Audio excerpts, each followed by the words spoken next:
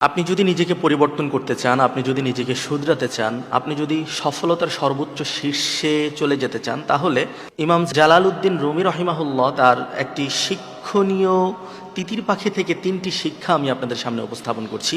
এই 3টি শিক্ষা যদি আপনি আপনার জীবনের সাথে অ্যাডজাস্ট করে নিতে পারেন, আশা করা যায় আপনিও সফলতার সর্বোচ্চ শীর্ষে পৌঁছে দিতে পারবেন ইনশাআল্লাহ। সফলতার শীর্ষে পৌঁছে যাওয়ার জন্য আপনাকে এই 3টি শিক্ষা মনে রাখতে হবে। জালালউদ্দিন রুমি রহিমাহুল্লাহ তিনি একদিন স্বপ্নে দেখছেন তিনি একটি জঙ্গলের পাশ দিয়ে হেঁটে যাচ্ছেন। জঙ্গলের পাশ দিয়ে যেতে যেতে তিনি একটি তিথির পাখি দেখতে পেলেন এবং তিথির পাখিটি তিনি ধরে ফেললেন। ধরার পর তিনি চিন্তা করছেন এই তিথির পাখিটিকে তিনি কিভাবে এটাকে খাবেন।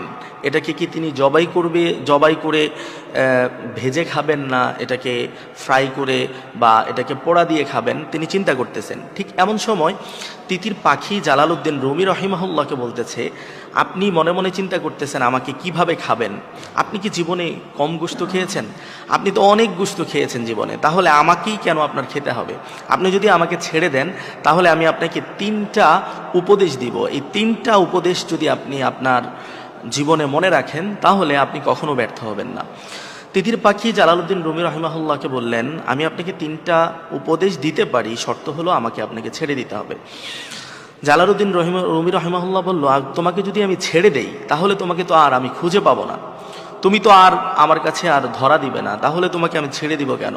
তিতির পাখিটি বলল, আমি আপনাকে প্রথম যে উপদেশটি দিব সেটি আপনি আমাকে ধরে রাখা অবস্থায় আমি আপনাকে দিব, কিন্তু 2 নম্বর উপদেশটি দেওয়ার আগে আপনাকে আমাকে ছেড়ে দিতে হবে। তিনি রাজি হলেন। তিতির পাখি জালালউদ্দিন রুমি রহিমাহুল্লাহকে বললেন, আপনি কখনো দুশ্চিন্তা করবেন না।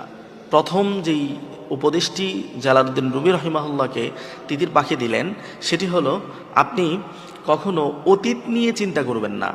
অতীতে যা হয়ে গেছে সেটা নিয়ে আপনি কখনো চিন্তা করবেন না। জালালউদ্দিন রুমি চিন্তা করলেন, পাখি তো ভালো উপদেশই দিয়েছে বা ভালো কথাই বলেছে। তখন তিনি বললেন, আচ্ছা এবার দ্বিতীয় উপদেশটি বলো। দ্বিতীয় উপদেশটি যখন